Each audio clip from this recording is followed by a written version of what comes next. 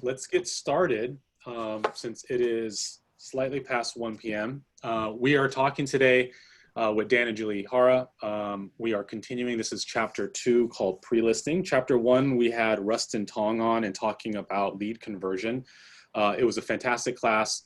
A lot of content in that class. It was scheduled for an hour, ended up being probably 2.5 hours-ish. But of course, Rustin loves to give extra. So he did, and we all appreciate that. And we have the pleasure of having Dan and Julie Ihara. So before we get started, for those who don't know you, which I'm sure everyone does, I'd love to ask you a few questions about both you and Julie. So how long have you guys been in the industry? I was licensed in May of 2005. And I was licensed 2006. Yeah. I was in lending though for 18 years prior to real estate, so sort of in the industry. She had a cushy bank job. Bureaucratic, you know, not entrepreneurial, obviously, but she's adapted well. And don't you think, Julie, that, because I also have a lending background too, don't you think that's been helpful in your real estate career? Yes. Absolutely. Absolutely. Yeah. So I can talk to the lenders and I understand what they say and they respect you. Yeah. Yeah. And I've had the pleasure of working very closely for the last couple of years with Dan and Julie. So that was some of my favorite parts of my career, which was great. And I also know that while they specialize in a lot of different things, one of the niches that they have that they're really, really good at, which is why this is going to be some great content that you guys will receive right now, is they are very good at not only marketing, but listings. And while I think personally, everything is important in real estate, the buy side, the list side, and so forth, but the listings really does generate additional and future business. Would you agree with that, Dan? Yeah, 100%. You know, Gary always talks about that, right? The triangle, right? 3 L's, leads, listings, leverage. Well, after your leads are really for the listings. So we built our model on focusing all our time, money, and energy on listings. Yeah. And in the model, because I know you're very attuned to it, is if you properly market a listing that you already have, what should it generate in terms of additional business? So Gary talks about if you get a listing, you promote it well, you should have 3 transactions out of that one listing. One, the listing that you're selling. The other is you're going to get a buyer and possibly another buyer or a buyer and seller. And that's really kind of the minimum should you promote it and really work it to its full advantage. So you think about it, if you only get 10 listings a year, that could be 30 transactions, right?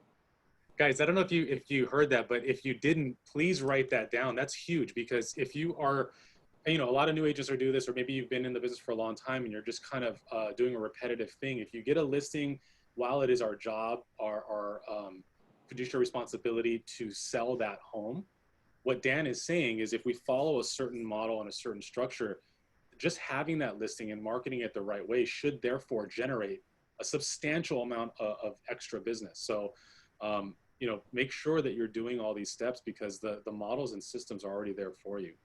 I'm gonna, can I just digress a little bit? So I'm gonna ask Dan to share a story about one of our first listings in Aleva Heights, first listing, and what we did on the signs and how many listings we got from that. So started in May, sat an open house in end of June. I met this young guy. Again, I'm new in real estate, so I came from the car business. Don't hold that against me. But yeah, I came from the car business. And so I was at an open house. I met this young guy, and he gets excited about buying. Find out I didn't qualify MCAT, number one, pre-qualify your clients, and find out that he didn't have a job, so therefore I couldn't buy anything. But 2 weeks later, he calls me and says, "Hey, there's this lady at my school that has been trying to sell her house. She can't do it. Would you mind meeting her?" That was my very first listing appointment. So one is, my first aha was, do not predetermine what the opportunity looks like. And Colette uses a what-tow, right? What's the opportunity within the opportunity? WTO, WTO. What's the opportunity within the opportunity? Well, I saw that as an opportunity, and the opportunity within that was this lady called me for a listing appointment. So I go up to her house. I looked on the market. It's been on the market for a year. There's only a couple of pictures. It looks pretty bad. And I get to the house, and I don't know if you all know what a trail home is. Anybody know what a trail home is? A trail home? A trail home's a home where there's a trail from the front door to the toilet, to the sink, to the bed, back to the door. Everything else has stuff on it. Literally, the floor, everything, silly stuff everywhere. So I stood there in front of this lady because there was no place to sit. She sat in the only clean space and open space available in her house, which was right next to the TV, because that's where she sat, and nobody else came to visit her. And I sat there for 20 minutes explaining to her that, yeah, maybe we should help cleaning it up. You know, I tried to figure out where she was doing. Basically, she had 2 kids and never really came by. She was going to a retirement community and needed to sell her house to pay for that. So I said, you know, maybe if we can clear some of this out, maybe somebody would appreciate the space and the value in it. She said, okay, great, but I don't know how to do it. So that was the birth of our other company called Senior Move Managers, where for 6 months, Julie and I, my mom and dad, and my nieces and nephews, we went to go to this lady's house to clear it up. Literally a 40-foot container. That's a big container in her front garage, carport, and we cleared it out. Interestingly enough, is after 6 months, again, new in the industry, right? Don't hold this against me, but this is a lesson for you. I did all this work without having a listing agreement. So by the time we get ready to go on the market, say, okay, we need this paperwork signed. She goes, oh, I didn't tell you, but I'm not going to sell it for anything under 1.3. I go, but there's no data that supports 1.3. It's probably at best, at the very best, maybe 1.1. She said, well, if you're not going to do it, I'm going to find somebody else. I just spent 6 months going to the house every day, literally every day. It was a nightmare, right? So I said, okay, I'm going to do it. And it took 12 months to sell that home. Now, new in the business, not a whole bunch of listings, right? So I sat there and sat there and sat there every single Sunday. But what we did was we built a lot of signs. And this is back in the day when I was with a credential advantage firm, and everybody had like Kodo, where it's branding the company. And so I wondered, like, can you put your name on this thing? And nobody did. Back in the day, nobody put their name or writer on the for sale signs, right? So I just put it out there just to see if it's illegal. It wasn't illegal, so I branded myself. From the bottom of the Holly Highway to the top of the hill was 9 signs every week, every week. Neighbors would come and they think we own the building, the hill, because they always see us there, right? We were the only ones that was consistent. And I was telling Julie one day, I said, man, this sucks. I hate this. And she tells me, well, look at our business today. This is 7 months into it. Look at our business today. I said, what do you mean? She said, look at all the business that we got. We got 7 listings from that one listing. 7 listings. $7 million that first year from one listing, because I was able to work with people and convince them to use me, and we helped them sell and buy and sell and buy, and that's what kind of started our career. Yeah, and so the signs, you know, what people would say, they would call and they say, you guys do so much business in this area. You guys own this area. I said, we had 1 listing. So. Yeah. So marketing, you know, that's the number one. That's the easiest way to brand yourself. It's free, and you can do it every Sunday. You can probably do Saturdays too. Let me ask you guys a question. I know this story. I think it's relevant for people who don't know you as closely as I do in terms of that story that got you in the business. Can you share that with us real quick? That got us into the business. This is the story for your own home. Oh, okay, yeah. Okay. So I wasn't in real estate. Julie wasn't in. She was at the bank. What was I doing? I was selling cars. Yeah. I was in the car business. Again, don't hold that against me. I was a new car sales manager, used car sales manager, finance manager for 8 years at Servco. And we wanted to buy a house. And we wanted to buy it in Nuuanu because we knew that Nuuanu had good schools, right? We had 2 young children. We had another one coming on, right? So Julie had one in the oven. and we had 2 young ones. And we had an agent, I'm not going to mention her name because I probably wouldn't be polite. She's still in business and was my sister's friend. She was once the president of the board of realtors, believe it or not. 30 years in business. 30 years in business. I don't know anything. I'm just going to trust my sister's friend because, hey, good credentials, right? You think that would make sense. So she ended up finding us a property, and we were excited. It was in Nuano. Back in the day, that was what, 1990? I don't know, it was a while ago. She said, you got to pay $499. Back in then, $500,000 was unheard of in town, right? She said, you got to pay $499, but it's a beat up old house. So we said, okay. 2000. Randy was born in 2001. 2001. 2000.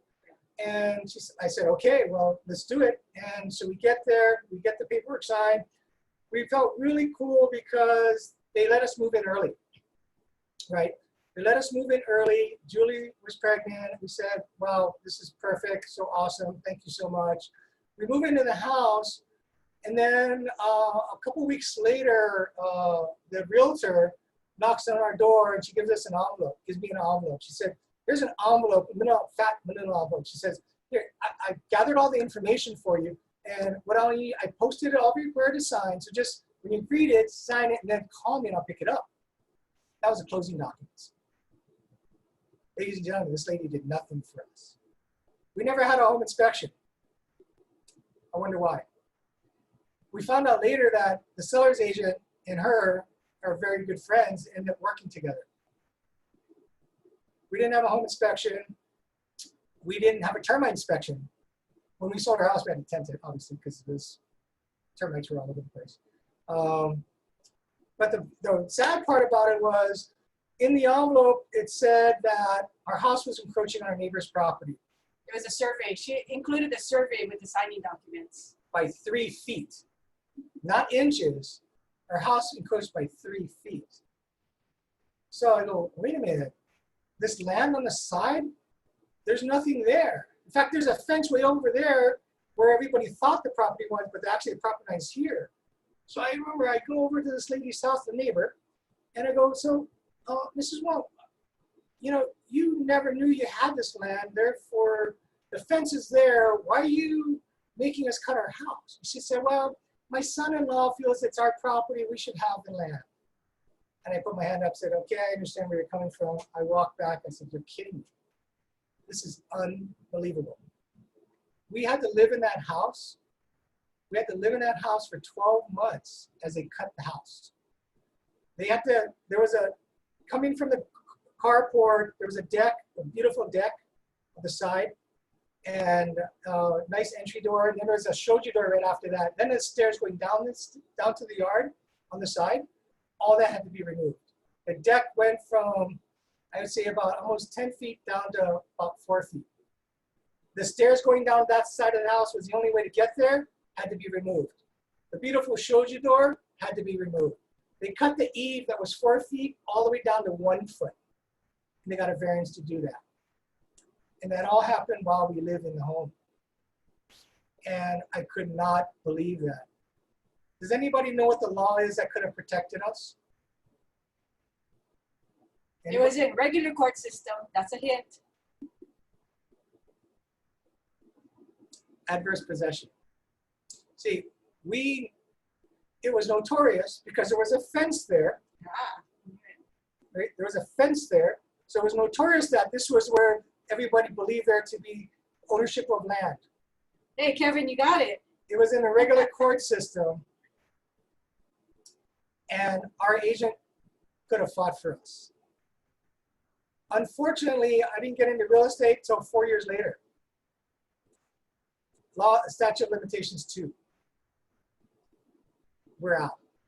But what I can say about that too, having worked with you closely, having known you closely as well, is that had made you, because if you've ever worked with Dan, or if you're opposite of Dan, he is a hawk. He will absolutely go down protecting his clients to make sure that every little thing is checked, and so he will impart a lot of information on you. He's a great person to work with and work for. He's got a lot of knowledge, and that I assure you that that has helped ensure that he will never allow any client to go through what he and his family had gone through as well. And one Deck, other I'll thing, finish up that story, Chad, but that Yeah. deck got ruined, and I told Julie that, maybe we should fix it, but then I said, no, we're not going to fix it. We're going to leave that as a memory of why we work so hard to protect our clients. Because this should never happen to anybody. It happened to us. It was a personal experience. Our house had to be cut. Imagine having a baby, having 2 young kids, and they're cutting the house. There's dust everywhere. We had to live through that whole thing. And I said, when I get into real estate, that'll never happen to anybody I know. And I'm going to learn, and I want to be the best agent in the planet. That's what I told myself. Yeah, I have very low goals. I want to be the best agent on the planet. Well, how do you be the best agent on the planet? You learn the laws. You learn what's typical. You learn the contract, right? That's where it all starts. And Lisa and the team there will be very helpful. You got to go to that purchase contract class. I'm going to be there. I'm learning every day. So thanks, Chad, for putting that class on. You and Julie. Yes, yeah, That's awesome. yeah, Highly absolutely. recommend it. And then before we get started, one thing too, if you guys don't know, Gary Keller, who is the founder of Keller Williams and certainly the Steve Jobs of real estate. He's definitely a visionary, forward thinker. Dan and Julie have the pleasure, and they can allude to that a little further, of being in a very select group of people that get to mastermind with him directly a few times a year. So can you tell us a little bit about that select group so people know that they really appreciate the guests that we have today? Yeah, when we got into Keller, actually before we got to Keller Williams, I was still at Coldwell, and I was on this remote island in the middle of Pacific in Fiji called, what was it, Namotu. And I got an email from Gary Keller's secretary, Mindy. She said, Gary wants to talk to you, and I was blown away. And so we got back, we shared our model with him. He invited us to speak. I spoke at Mega Camp 2006, no, whenever we came over, 7 years ago? 2003? 2013? Yeah. And blew us away. And from then, he invited us to be part of his the top 100 group, which is now called Gary's Mastermind Group, because there's over 100 people now in our group. And it's based on production, partly, but also based on character. Gary is very hand selective on who he lets into his world. Julie and I have had personal conversations with him, meetings in his private office multiple times, and he's an amazing human being that I run my motto in my life around, basically, because I believe in it. I subscribe. It's changed my life of how you can be disciplined yet create a life worth living, right? That's the motto, right? Creating a life worth living.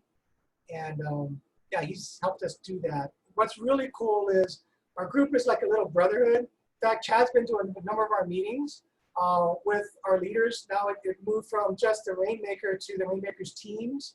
And now every time we meet 4 times a year, we have breakout sessions for COOs, CFOs, listing specialists, buyer specialists, and they speak at a very high level, like high producing. We met with Lance Logan in his operation in Houston, just some of the biggest teams in the world, basically. But what's really cool, guys, they're just good human beings. They're highly productive, but nobody's a jerk. Everyone's super nice. Yeah, all very down to earth and all very willing to share their knowledge. And that's one of the reasons why we're here supporting everybody, and we'd love to answer anybody's questions along the way. Thanks, Jeff. One thing too, I'll say is, with some of those individuals, and I've had the pleasure of being in that room with you guys and them, is they are super successful. I mean, some of them are like thousands of transactions per year, and you know what their secret sauce is, as secret recipes, they follow the model. It's the same model.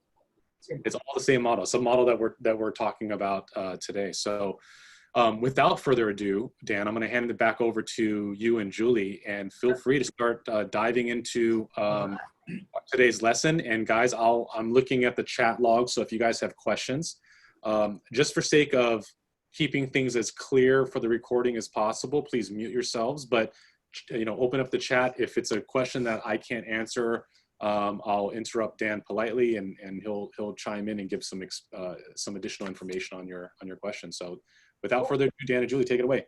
Thanks, guys. Well, after you've got the lead, right? You got the lead, now you have the appointment. How do you get ready for it, right? That's what they're calling pre-listing, okay? So that's before the consultation, before the appointment. What do you do from when you get the appointment to going to the appointment, right? That's what we're going to talk about today. And that's where the rubber meets the pavement for us. When you understand how to do good research, you're going to show up at the listing consultation with more information they would ever imagine, and more information than the next guy that they're going to interview. So the way you want to think about pre-listing is, how do I get more information than the next guy? Because if you're going into a listing presentation, there's likely going to be competition, right? So let's go.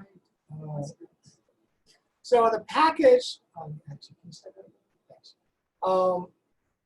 Basically, it says here, like, Gene Rivers is, he's an amazing guy, a good friend also. If you have a powerful pre-listing package, its main job is to cover the dirty work. All the things that people might object to, and all the things that people need to know about you, right? And the value you bring to them. What makes you different? So when building your pre-listing package, you want to really start on the personal level, then go to the private level, the professional level, excuse me. The personal level meaning who you are, your background, things that you've done that bring value or interesting perspective about you, things you like to do, things like that. The other goal is to create connectivity, right? People do business with people they like to do business with. So the more bridges you can create to the seller, the greater your chances of moving towards a signed agreement. Now, we have a pretty robust one. Well, I guess we could share it if you wanted to. Oh, by the way, Chad, I forgot to say that I'm going to be on a MegaCamp. I'm speaking twice at MegaCamp. I don't know what the dates are, but they asked, KWRI asked me to, I'm doing one with Gene Rivers, and I'm doing one with Tim Heil. I don't know what the dates, well, I'll let you know. So this is our model. We built this based off of a number of different presentations we've done. We built a system around everything because we do volume. We need to have enough systems to be able to do this often. So in our model, I get a phone call, I put it on a form, and it looks like this. And then from that form, I take a picture, I send it to the assistant, or assistant puts it in the system, and then all the VAs take over. And so, but this would be you, basically. So what you would do is do all this, right? Because that's what we did. Julie and I did all this ourselves at one point.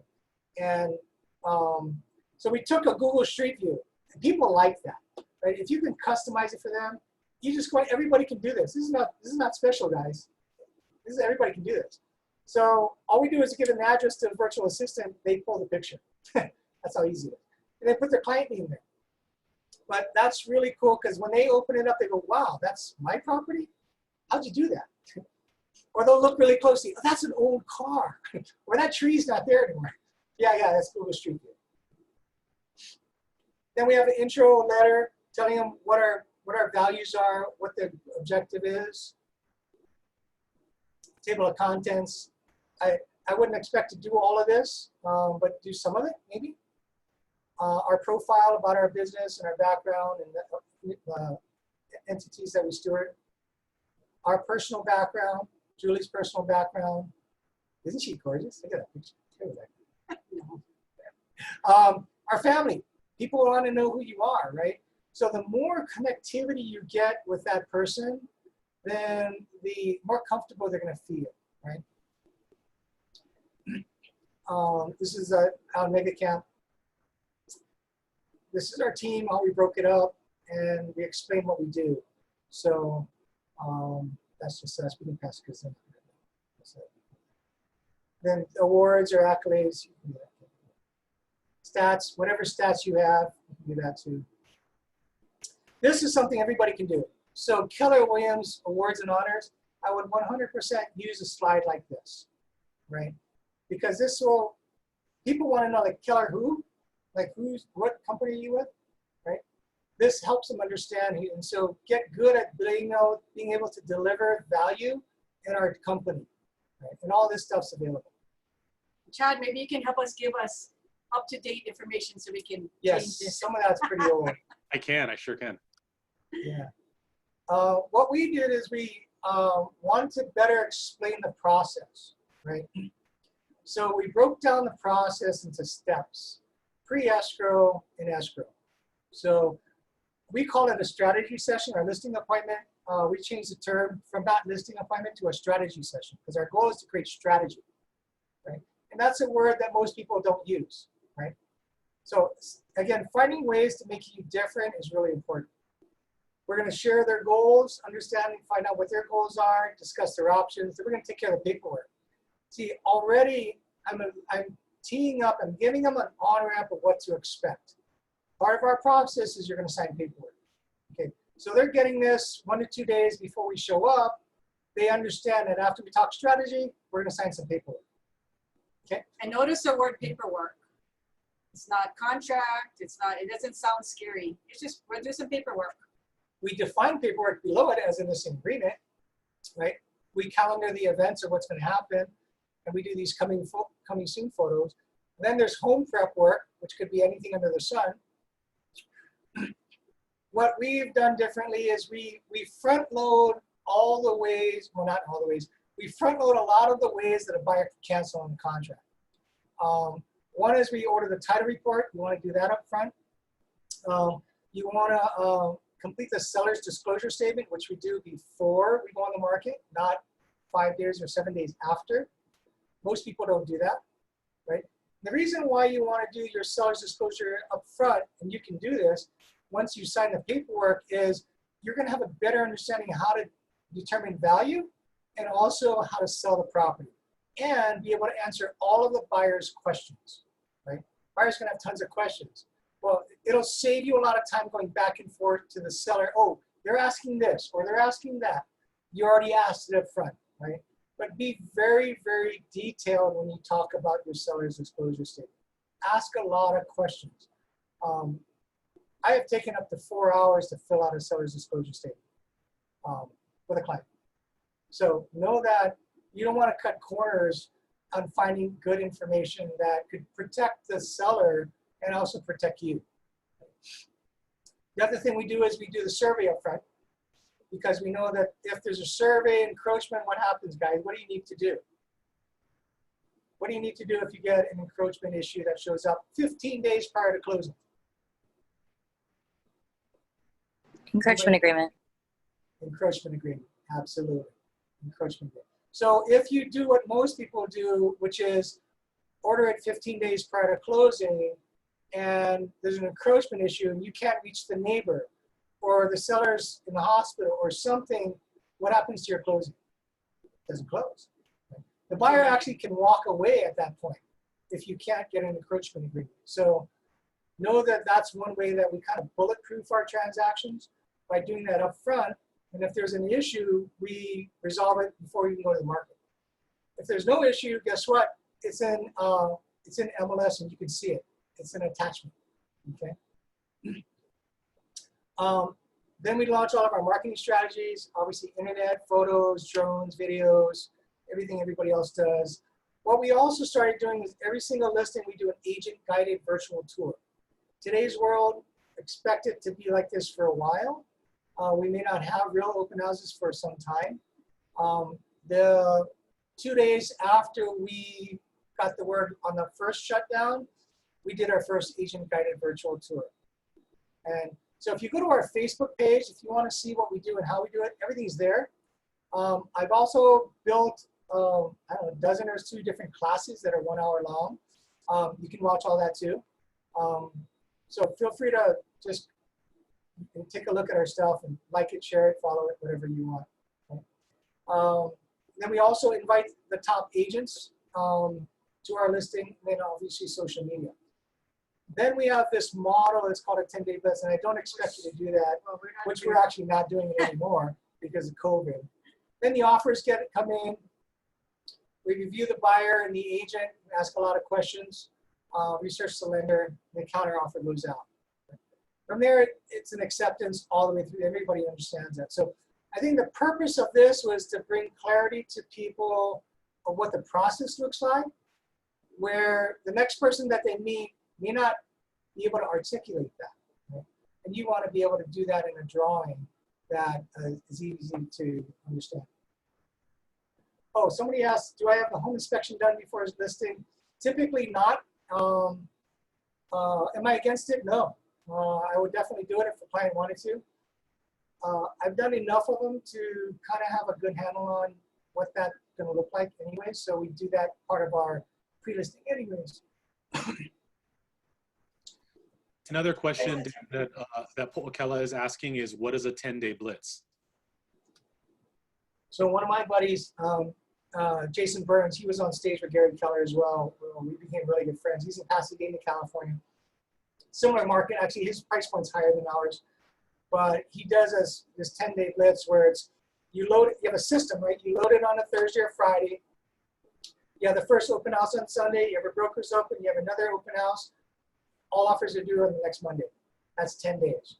So you're flushing out the market prior to accepting the very first offer, because most agents want to get the first offer, get an escrow so they can close sooner, right?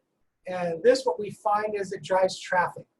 It also allows you to create more opportunity in that listing. I just picked up a client today because of the 10-day blitz. We had an open house last week. She just called me today, and when offers aren't due until Monday. But we picked up a buyer because of it. $1 million buyer. Oh, what's your average price point? What's your average price point? Over all of our transactions, I think we're at like 650, 700. That includes condos too, though. But on the listing side, it's higher, right? Yeah, that includes buy side and this side. Yeah. I think on the listing side, we should probably look that out. I think it's closer to 750 maybe. We do a lot of condos too. This year, our price point's rising just because we have a lot more larger items. Single family. So create something. Don't call it this. Create it whatever you want. Create something that is unique to you. Some kind of plan, a marketing plan that you say you can deliver on all of these points. Now there's 52 points here. We probably do, I don't know, 300, 400 different things that we do. This is just a high level of our systems. So the other thing about getting listings and being prepared is knowing what the property is and maybe having solutions available in your back pocket, right? So for any of you who are on this call and you need help, a client has too much stuff, we have a company that you can call. It's called Declutter Hawaii and can clear it out for you, right? You don't have to do it yourself like we did the first time, right? Yeah, get smarter than we did.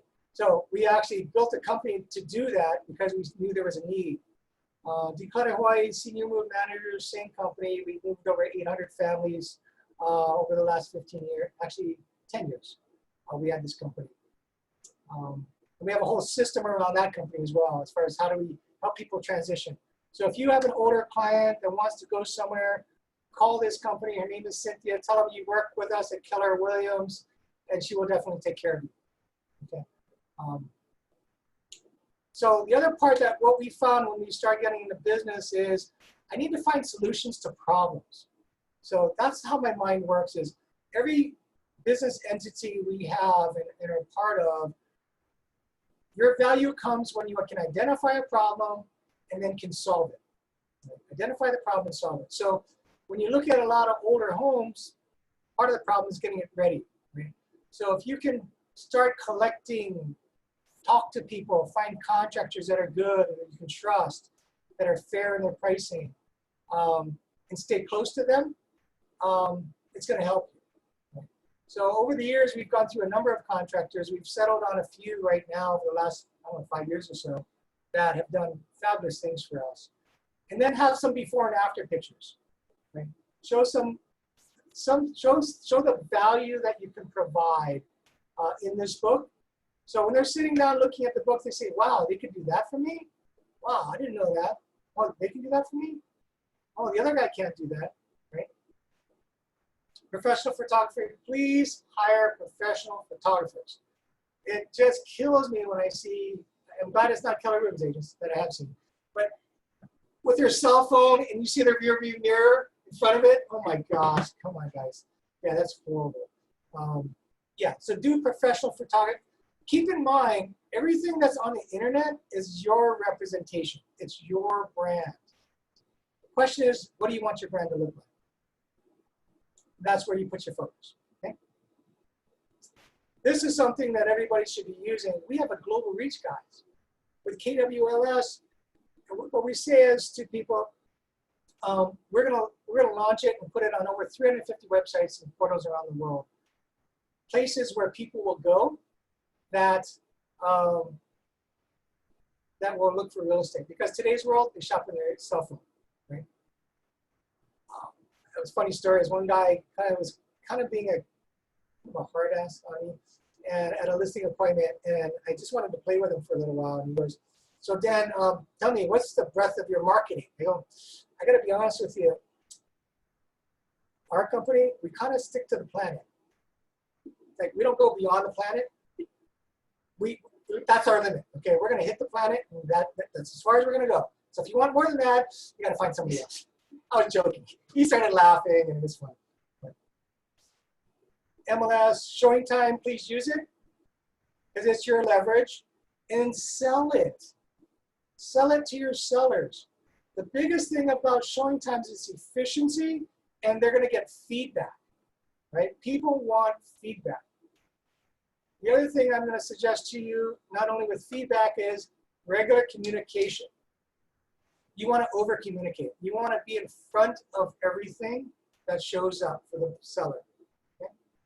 But great charts to share, email blasting, title companies will do that for you.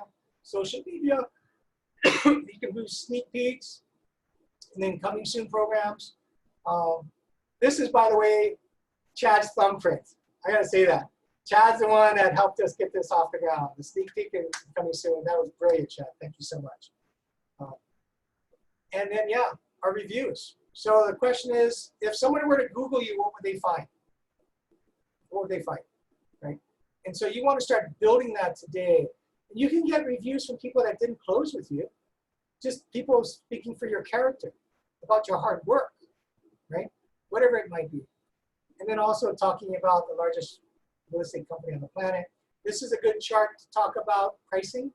We can dig in the pricing in another section right after this. Misconceptions and the experience. And we just list some of the reviews, not a bunch of them, but our goal was to be the highest reviewed, and we reached that goal 2 years ago, I think. And then we pulled our pedal off the metal. So you just answered that. What's in the pre-listing package? Okay. Oh, well, that's, okay, so that's the book. So, can you see? Have to stop sharing. Can you see this? So this is our listing book.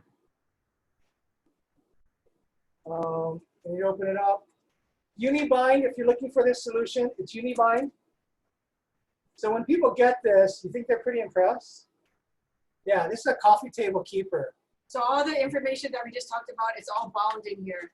Yeah, it's a simple Unibind system.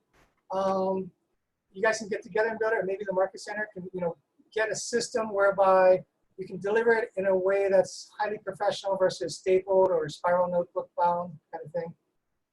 We do have that available at a small cost. I don't remember what the cost is, but it's available at the Market Center. So if you guys I would do it. Yeah, absolutely. just email it and we can do that. A few dollars is worth Yeah. a listing. Well, I mean, imagine if you're up against the competition and on the table, like you mentioned, on the coffee table, there's something stapled together from another agent that's competing for your business as yours is professionally bound. I mean, right then and there, you're already standing out. So. Yeah. Okay, so where are we at? Objections on price recommendation. Anybody, now I think I'd want to open it up to the kind of objections you're experiencing. And if you put it in the chat or raise your hand or something, I thought it'd be cool to have an open table conversation around what are the objections you're hearing and what we're challenging to answer. and rapid fire, I can help you with that. Anybody?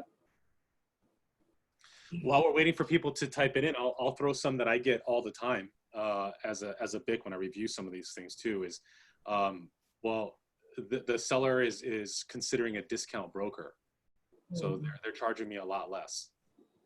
Yeah, you know, it really depends on what you're looking for, right? Are you looking for the lowest cost or the highest proceeds? Are you looking for the lowest cost or the highest proceeds? Or to net the most. To net the most. So what are they going to say? Well, to net the most. Okay, great. Here's how we get started. It could be as simple as that. Well, it doesn't have to. There's a few things in between. Yeah.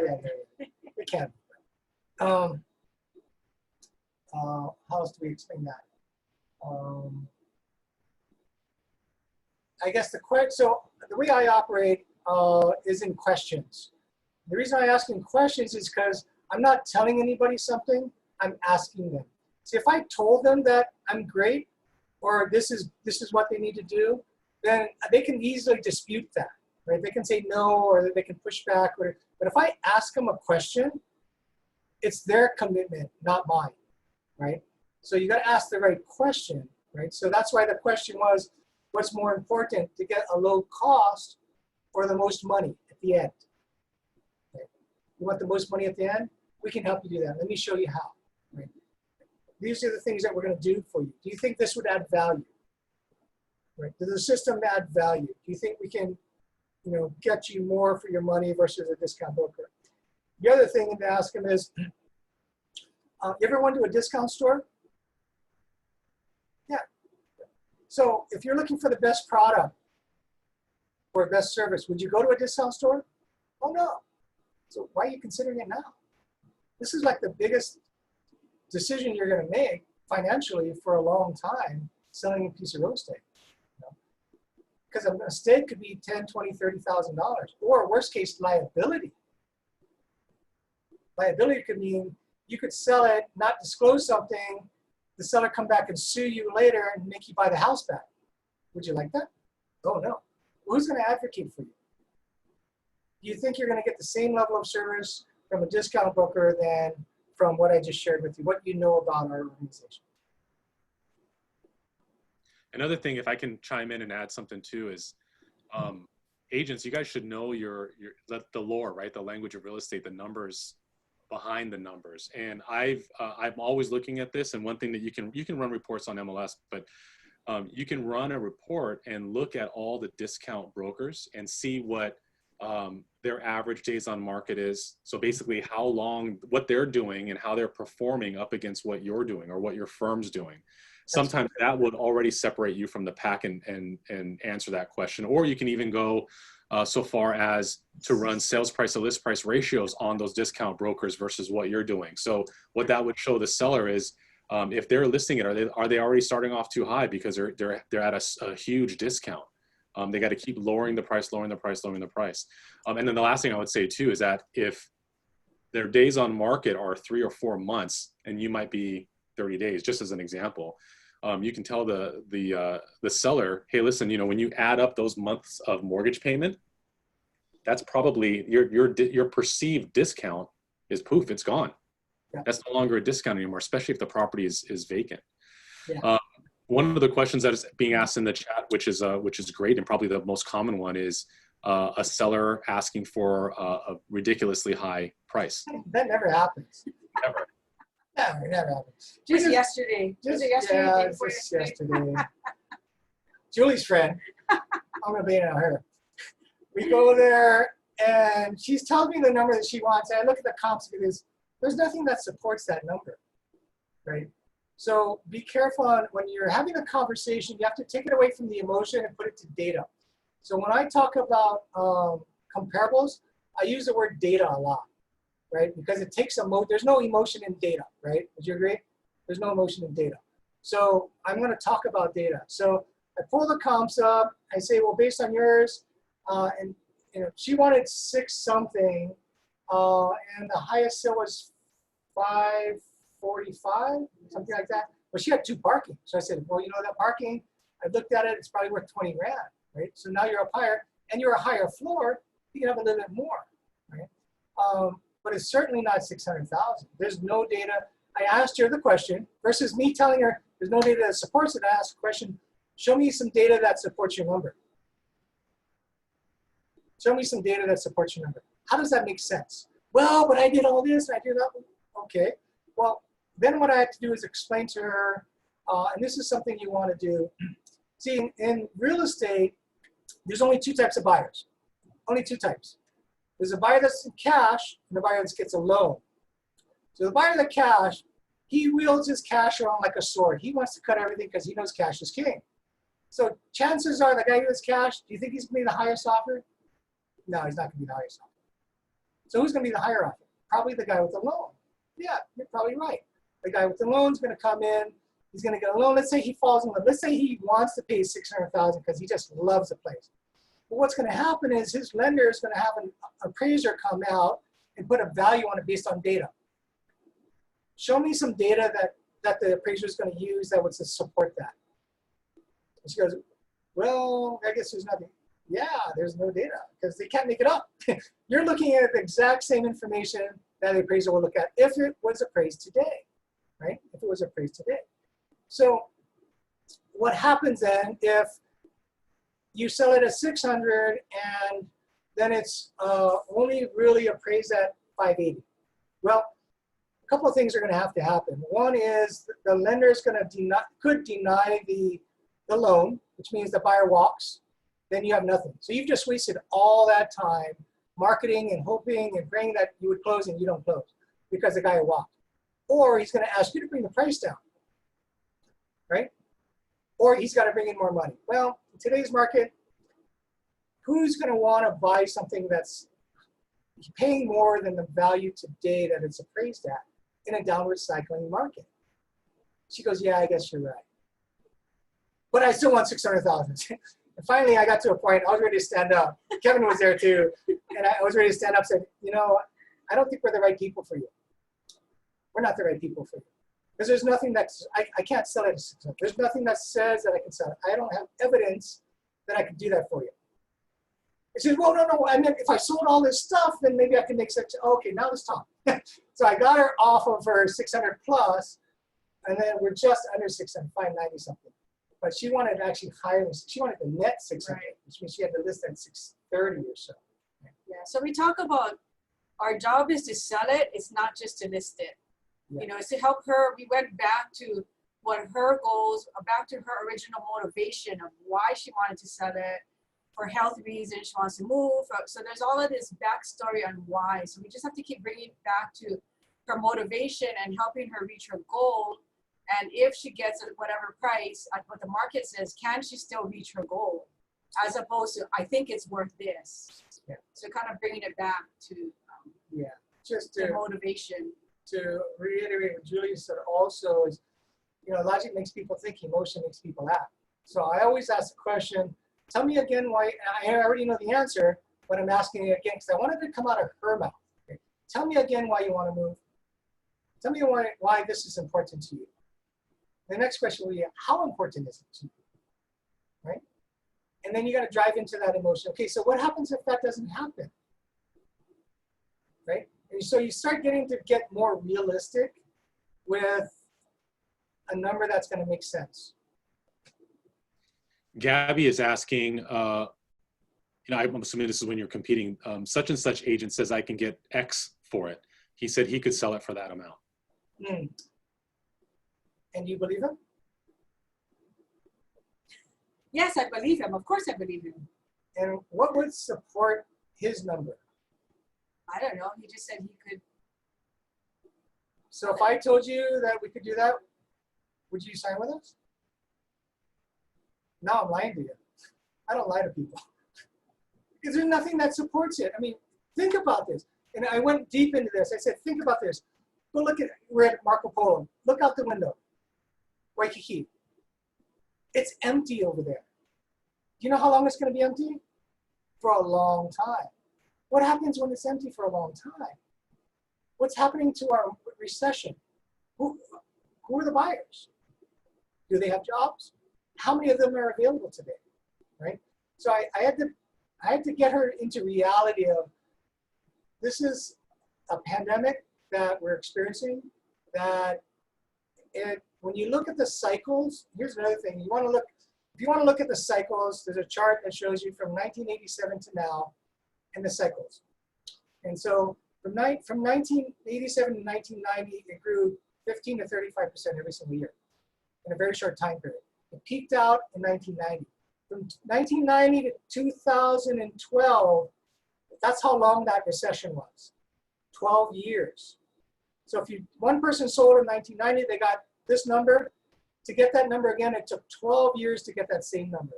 So the question to you is, if you want to hold on for 12 years, I'd probably do it. Because it's going to go up. Because see this cycle? It's going up again.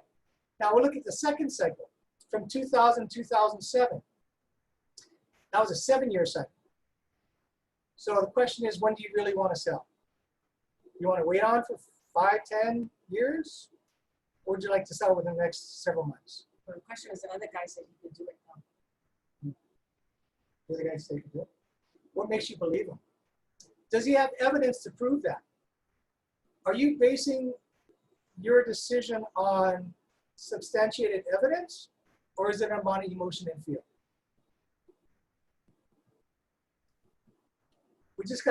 We have to get them to start thinking about those things.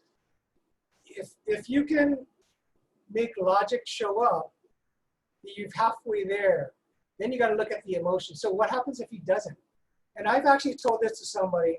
He said, okay, because they were like, I think they were like $50,000. It was quite a bit more. It was a significant number higher than my number. And I said, here's what I would suggest you do. Go to him and say, if you don't sell this in 30 days, then you're going to owe me money. Because guess what? It's going to cost you money. And they go, oh, that's a good idea. They went to talk to him. Said, no, actually, maybe my number is different. You know, there's also something to be said too, and I'd love your opinion on it, Dan and Julie, but you don't have to have every single listing. While we want to get as many listings as we can, there's some clients that right out the door, you go, this is probably going to be a bad scenario. I mean, they're basically telling you what you're going to find out in 5 months when the thing goes completely sideways, and they're going to be, you know, the client from hell or the worst client ever kind of thing. And sometimes I've done this too, is where, you know, you want to earn that listing, you're saying all the right things, you're having all the right objections, but they end up going with the other person. And guess what? If you do the right thing, you're acting like a professional, you show them all the information, guess who they're going to call when they fire that other agent? Yep. That is true. You get a half pass. Yeah. You get a second chance. We've had many, actually not many, we've had several of them that when I got in there, like this one, I was going to walk. If she said she needed 600 net, I said, we're going to walk. And I looked at Julie and she wasn't real happy with that, but yeah, we're going to walk. Because we're not here to get a listing, we're here to sell it. So help me understand, what evidence does that number, where do you find value that, and keep in mind, think of it from the buyer's perspective. They don't have emotional attachment to you, Mr. Seller, right? They don't have any, so what are they looking at? How does a buyer determine value? Well, I don't know. How do you think they do? Well, I don't know. Well, if you did know, what would it look like? So I guess they got to look at data. Very good. Here it is. You know, guys, if there's anything that I could say as far as a nugget that I'm seeing, and I would love for all of you guys to write it down. It's something that Dan said like 3 times now, very casually, but write this down, is we're not here to take a listing. We're here to sell it. We're not here to get the listing. We're here to sell it. And I see this often where new agents or you know, overly hungry agents are there just to get the listing. They'll just agree to whatever price the seller is saying just to get the listing. That does not do you any good at all, because I promise you, if it's overpriced and it's kind of a bad listing to have, not only are you going to spend time, money, and effort trying to sell it, but it's going to make your numbers look bad too. Because if you go in for the next listing appointment and you're that seller goes, hey, you know, I saw your for sale sign down the street and the one over here down the street too, and gosh, it's been there for a long time. That didn't do you any good to have your listing sit 4 or 5 months longer than the we're going to share the chart that we talked about. Can you see the chart, guys? Oh, sorry. Now can you see the chart? Yes. Yes, this is from High Central. Right. So when you walk into a presentation, I think what the seller is going to want to know is like, who's going to bring me the most value? Part of bringing in value is bringing knowledge, right? Bringing experience and expertise, and being able to deliver that verbally and also in writing. Right? And so when I show this to people, they open their eyes because people want to know, right? See, real estate typically goes into cycles of 7 to 10 years. Well, the first one, yeah. So you take a look at 1990, and then look how long it took to break even. 2002. Actually, it was 2004 by the time it stabilized. Right? And then from 07, look what happened. And I tell this to sellers, after every peak, what happens to the market? And I don't say a word until they answer. And it makes them uncomfortable, but I don't care. I'm going to get an answer. What happens to after the peak, after every cycle? I guess it goes down. Absolutely. Here's evidence. Here's history. And history has a tendency of repeating itself. Wouldn't you agree? So we peaked in January of 2019 for the very first time. After 2019 was the first time in 10 years we saw a value that was less than the previous year. Very first time in 10 years now. That was the largest expansion we ever saw in real estate. What happened after that? It started going down. Now this is before COVID. We saw the shift. Gary was talking to us in early of, I think it was late of 2017, early of 2018. He said, we're going into a shift. We're going into a shift. Beware, it's gonna show up. It has to show up. It will show up. Guess what? It showed up. And we were already prepared for it because we kept talking about it. Right? When it showed up, we were prepared.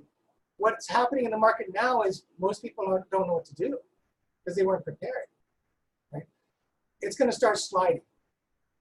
And it's going to take a bigger V likely because what's going to happen is just think of all the restaurants alone, all the small mom and pop businesses, right? How are they going to pay their mortgage on their rent if they have 50% or less of income? They can't. We're going to see them fold left and right, which we have. We saw Ruth Chris on Kauai went down. We saw CPK go BK. We saw large organizations go bankrupt. Right? It's going to start with small ones. It's going to go bigger. What you're going to start seeing is vacancies. Everywhere you look, you're going to start seeing vacancies. Why? Because those businesses cannot survive. We had an opportunity to get out of our Kahala space early. We did it. And I tell people, the first loss is your best loss. We had to pay 8 months of rent to end that agreement. That would have taken us 1.5 years. That was our best loss because we don't need the space and it's costing money, right? And that's what's going to happen. So it's going to start commercial, and then obviously it's going to permeate through the working class. And then what's going to happen? Well, if everything's based on supply and demand, would you agree? Pricing is based on supply and demand. So if the supply rises, meaning these forbearance programs end at the end of the year, which they will, end of this year, early in next, the forbearance programs are gone, 6 months. What they'll likely do is they're going to say, well, at the end of your forbearance, you have 3 options. You have 1, you pay me all back. What's the likelihood of that happening? It's not going to happen because they didn't pay the last 6 months. 2, I'm going to take all your payments and we roll it up into 24 months. Well, that's not going to work either because they still don't have income to pay the rent, the mortgage. Or 3, they're going to put all of that into, calculate to a 30-year loan, which will likely happen. But what's really going to happen? People are going to start selling their homes. We have been busier than ever, ladies and gentlemen, busier than ever on listings because people are getting, the smart people, they're getting out of the market now before it goes down. It's an apartment building, we've got real Akamai people. They know that for it's going to take years for it to hit the bottom before it comes back up again. What's really interesting, ladies and gentlemen, is we are in an industry that your business can thrive now, can absolutely thrive. And we're proof of the concept of that. We're bringing on at least 2 listings a week because of it. We get phone calls every day about people, how's the market? How's the market? So having knowledge about the market, understanding where we've been, understanding where we're going to go, being able to deliver that, people will listen. One question that came through is from Patrick. After spending money on a professional photography and marketing, then in a week the seller changes their mind and does not want to sell, what do you do? Did they sign the listing agreement? I'm assuming they did. We wouldn't do the marketing without listing agreement, right? Right. Yeah, it has to because they already went on the market. If that happened, then we probably didn't have a close enough relationship that we should have. And if we did have a close enough relationship, then they'll pay for it. They'll pay for it. Good people will own up to their responsibility. I was telling Kevin the other day, we had a listing, we got a full price offer on a house in Kapalulu. I was in Florida at a convention. Got the offer, I called the client, I said, hey, great news, we got a full price offer, cash. They're going to close in 30 days. This is awesome. She goes, oh. I go, what do you mean, oh? She said, oh, I can't sell it. What do you mean you can't sell it? So, well, last night my daughter called me. She said, if I sell the house, I'm going to disown you. I go, wow, okay, that's not good. If you can't change your mind, then you really shouldn't sell it. And I told her, you know what, I'm going to let you out. So she said, but we have an agreement. So yeah, that's true. We have an agreement. But I'm not going to let our agreement stand between your relationship with your daughter. I'm not going to let that happen. So I'm going to let you out. We're going to take everything back. And yeah, if you want to make us whole and just pay for us for the expenses we did, you know what she did?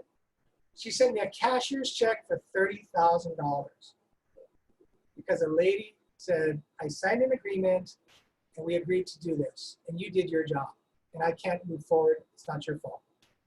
So there are good people in this world. But I think it really boiled, my message is understand your client well and build a relationship. This is not a transaction, ladies and gentlemen. This is a relationship, right? You're going into business with somebody, build that relationship so strong so that people will do this type of thing for you. Right? And I think that also goes back to the consultant mindset as well. I've always said this too, is as putting my big hat on, you have to have super, super strong buyer consultations, super strong listing presentations, which is also a consultation as well. Understanding their wants and needs and their goals will probably eliminate 99.9% of all those unexpected change of mind. Now, some things you can't, life happens, but it's going to eliminate a vast majority of that kind of stuff if you have a strong consultation. Yeah. Absolutely. Where are we? Let's see. Recommendations on price, is that what it is?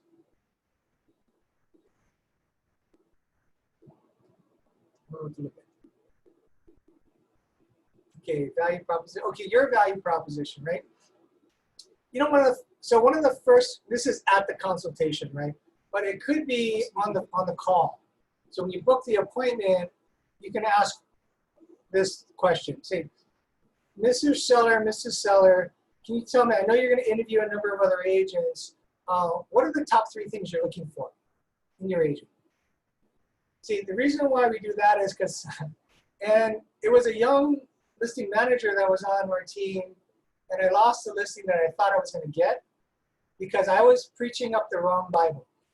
She was, the seller wanted something else, and I never asked the question. So now I always do. Because you can't sell how great things are for whatever it is that you want to do if they want to do something different or something else matters more, right? So you got to ask the question, what matters most to you? What are the top 3 things you're looking for in your agent? I start every conversation with that. And then also you want to build your unique selling proposition, right? So your background, what makes you special, what you like to do, your education, and any talents and skills that you have. If you're good at whistling, tell them you're good at whistling. I don't know. So all these things will go into your pre-listing packet, in your materials. Never know. Somebody might like whistling.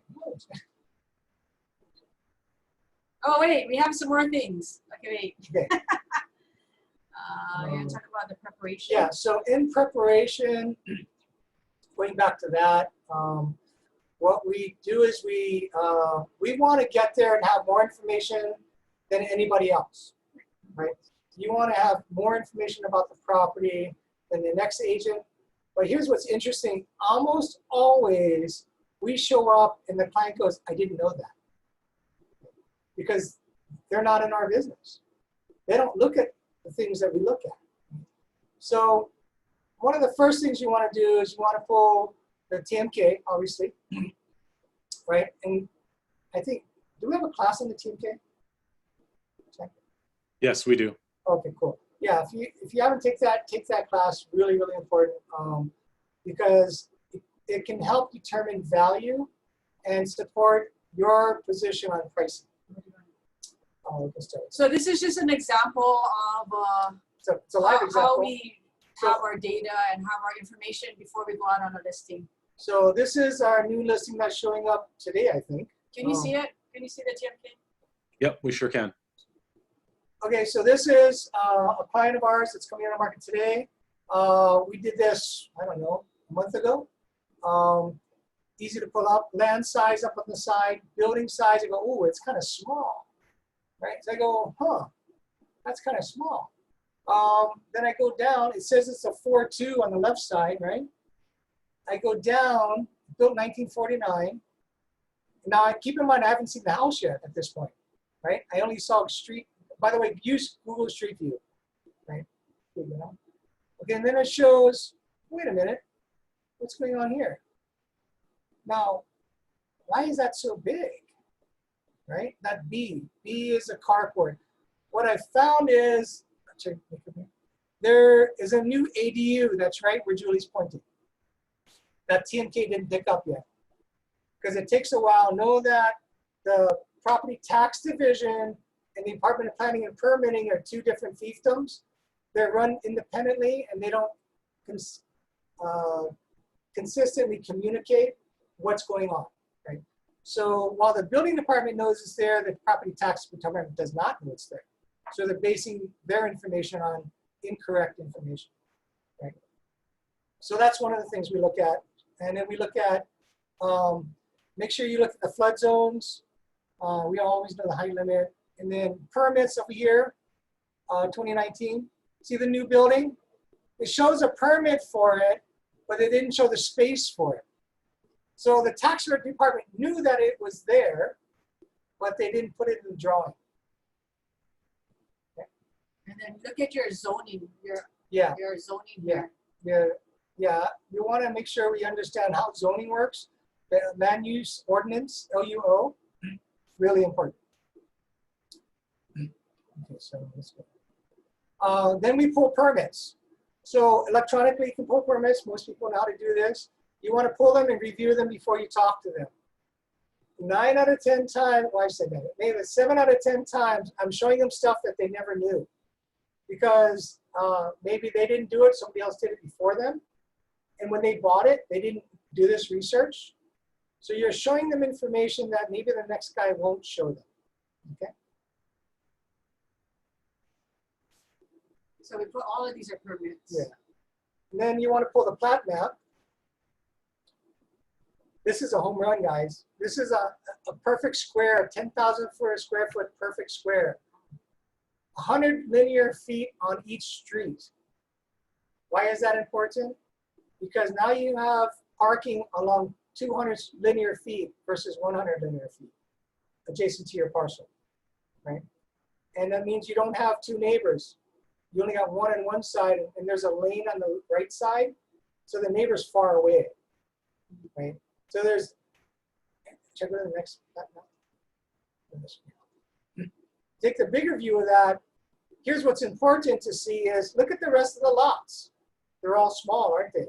There's a couple that are around that size, but most of them in that neighborhood, they're pretty small. And many of them are flag lots. So the difference between a square lot like ours and a flag lot next to us, number 18, while it's same square footage, they don't have usability of the same square footage, do they?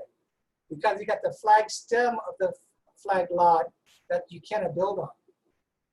So they probably have, I don't know, 9,000 square feet or 8,500 square feet. Right? And then look how many neighbors they have. They're adjacent to 1, 2, 3, 4, 5 neighbors. Yeah, we have only 2, but really only 1 next to us. One's far away.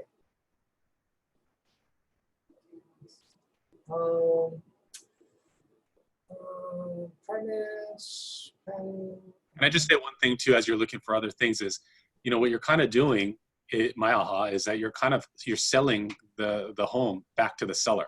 Yes. And you're showing them that you can do that, and you've done all this research before they've even hired you. Think about if they've decided, you know, if you're sitting in front of them, are they going to think that you're the right guy to sell their home to a buyer, find a buyer? Absolutely, because you're selling it back to them. It's a good strategy. Yeah, 100%. You're basically showing them how you design, how you come up to value, and how you can substantiate the value to the buyer. That's one go. That's me. Permanence, title report, we pull a prelim also. I would strongly get close to first way title. If you don't use them, use them, because they'll give you a preliminary title report. That is very, very important to know. Very important to know, because it'll tell you what all the encumbrances are in the property. So give you a quick example. Our newest listing over in Kauai High Street, it's on the water. In that area, almost all homes have associations. You have associations and a water marina fee as well. Ours doesn't have that. It's in the title report. How do I know it's in the title report? It doesn't have any encumbrance on any association other than the marina fee. So for every $500 of maintenance fee, roughly equates to about $100,000 of buying power. Okay? So the maintenance fee, that's $1,100 next to us that people are saying this is a comparable. We're better by $200,000 just because of the maintenance fee. Okay? And we knew that because we pulled the title report. That's a definitive way to know your encumbrances. Okay? Another thing that we do is we look at the comparables, and then we call the agents that have sold the comparables. We talk to them. We ask them about the activity that they're getting. We ask them if they've had offers, multiple offers. We get a pulse of what's happening or what has happened in those neighborhoods or in those properties, so we can speak about what's happening. Because you know, from neighborhood to neighborhood, the activity could be very different. So you have to know from a micro neighborhood kind of a viewpoint. You know, you want to show up for the meeting. In the pre-listing portion, it's all preparing for the meeting. You want to be prepared before you show up, right? You don't want to practice on the stage. So what you want to do is you want, like Julie said, pull all the comps and call all of them. Everything that's active, you want to know what's going on. How many people are showing up? How many open houses? How many offers? Is there a reason why yours didn't sell? Can you tell me more about your unit? Right? You want to find out what the pulse is of your competition. And then everything that's in escrow, you want to find out when it's going to close and hopefully what price it'll close at or near, right? Because today's world, guys, everybody's got information and stuff, right? What they don't have is this intel. This agent-to-agent communication is something they can't get. You can. It just takes a little bit of work. A little bit meaning I spent 30 minutes and I called, I don't know, maybe 5 or 6 different agents, and I got a pulse. So now I can speak to exactly what's going on in the building or the neighborhood based on real information that nobody else has. Because most agents don't call. And we're fully transparent. We're not pretending to be a buyer. We say, you know, we have a listing coming up. How are you doing? How is yours doing? You know, and I would say 90%, 99% are very helpful, and it's cooperative because they're going to ask you information later on, like, hey, how's your activity? What's going on with yours? That's why it's called cooperative brokers, right? We cooperate with each other. We help each other out. You're building rapport with our industry and our community too. It's important. So you remember when I said, when I got into real estate, I said, I want to be the best agent on the planet. there were a number of things I knew I needed to do in order to accomplish that, which I'm not even close to. Number one is I need to know everything about structures and homes and land use ordinances and permits and what's legal and what's not legal, right? I needed to learn that. The other thing I needed to learn is who are the players in the market? Like I just showed up out of not coming into, really just showing up with a license, like many of you, and I wanted people to know me and I wanted to know them. So what I did is, in every broker's open, and Wednesday and Thursday, I saw 12 to 18 of them. Back in the day, 2005, I could see that many in 2 hours. And I got to meet everybody. And I did it all the time. It was like Tuesday, I booked my schedule. Wednesday, Thursday, I was on the road, just 2 hours. I pumped every day, 2 hours. I got to know everybody, right? I got to ask questions. People got to know me, right? So when I called for a favor or a question, people answered me, right? And then as we got more successful, people started calling me, and I wanted to respond to them and be respectful to them too. So I share information as well. And that's how you're going to get information. But the goal is doing that so that you have more information than the next guy showing up. It's not hard. It just takes a little bit of work. Guys, you have any questions, ahas, anything that you'd like to ask the Ihara team, Dan and Julie?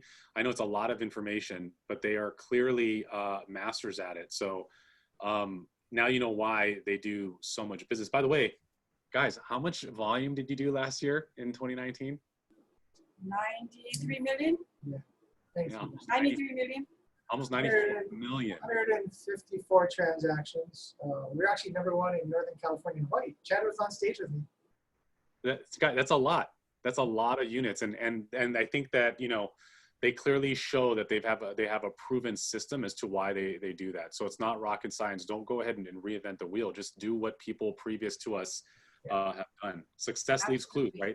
They've dropped a lot of clues in this mastermind today. And Gary always says, there are people that have lived before you. Spend time with them.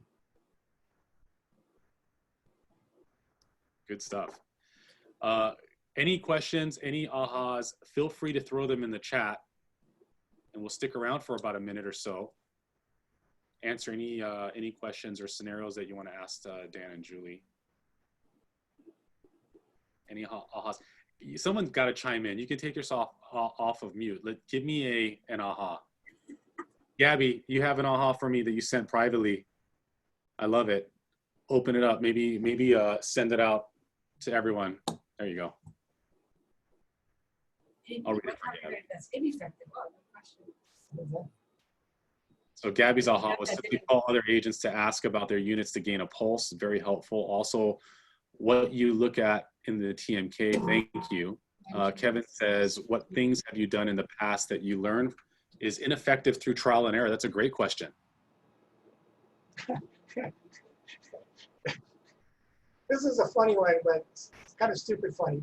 I went to this guy's house in Mililani. Nice older man, very Filipino old man. He always had daughters. I said, wow, your house is so nice. I said, oh, the bathroom is really nice. And he goes, yeah. I don't know how it came up, but he goes, yeah, I sit down to go pee. I go, really? I sit down to go pee. I said, really? I never do that. I said something stupid, and yeah, I didn't get to listen. So be careful on your humor. He got offended by me. I laughed at him. When you sit down to pee, like, what are you? Yeah, so be careful on your humor. Yeah, that's not a good trial and error.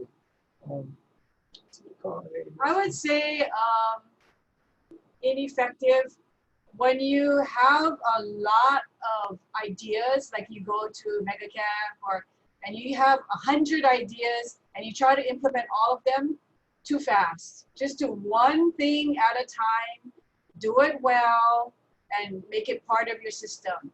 So it took us, we're at what, 15 years? It's like, this didn't all happen in one year. It's just over time, you do one thing. So we probably have, 1,000 things that we've tried that we don't do anymore because we just You do it, and, and you kind of forget about it and drop it. It's like contact management. You know, we've had how many different contact management systems? The best one is the one that you use. Just use it. You know, another thing too is, you know, they've shown you a fantastic listing presentation, and by no stretch should you copy theirs. Create your own, but they've given you some ideas on what to do and what to add for value. But what I would say is use it for a buyer's consultation as well as a listing presentation. Use it. So the mistake that I've made in the past is I think, you know what, I'm an expert at dealing with consultations or dealing with clients or some of the data points. I'm just going to freestyle and just talk. That's a way to go in circles and not really get to the point. What that listing presentation will help you do is always stick to the point and go into a certain sequential order, which is really important. Keep everything on topic. So create a good presentation, both for the buyers and for sellers. Oh, the Tuesday was planning for brokers open on Wednesday and Thursday. My apologies for not being clear.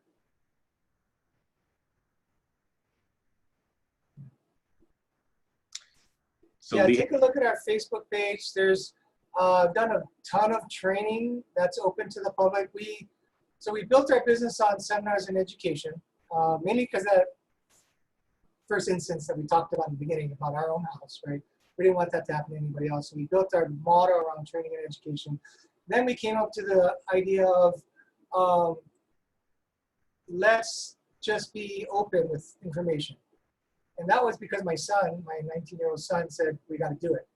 People expect free information. So first time ever this year in May, actually. So in April, all our seminars shut down. I was so stupid to say that I'll build 8 new ones next month. So we built two a week seminars specifically on specific areas that impact buyers and sellers. And so feel free to take a look at that. It's just good information for anybody, but for an agent, it's good training as well. And yeah, share it, like it, do whatever you want with it, but it's all for you to take a look at. Lihei says the amount of data you carry with you and bring to the presentations and how you show up professionally. That's one of her ahas.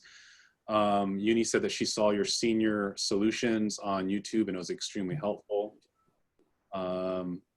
Gabby said yes, she's going to be adding some things to her presentation, which is fantastic. So guys, it's been great. There's been a lot of nuggets, a lot of ahas. Dan and Julie, thank you so much for taking the time. I know you guys are super busy, and thank you for contributing and pouring in. They're going to be coming back again for another one. Is it next week? I don't remember who's doing next week. I don't think it's next week. Whatever they tell me. I think Mega Camp's next week, isn't it? Tilio's next week. Mega Camp is in a month. Oh, it's in a month? Yeah, Tilio and Lolly are in the next week. Okay, thank you. And Mega Camp's the 15th, 16th, 17th of September. Oh, I'm doing recording for the kid. Yeah. 14, 15, 16, something. So everyone that's on here, I hope that you got some value, got some nuggets from it. Please join us because we're going to keep this series going. This is I want to say 8 or maybe even 9 sessions long, and we have unbelievable producing agents like Dan and Julie coming on and helping to instruct and teach every single week. So next week, Thursday at 1 p.m., please join us then. And we thank you all very much for tuning in. Thanks, guys. We'll see you guys next week. Yeah. Thanks, everybody. Go get them. Let's go take territory. That's right. Thanks so much. Welcome.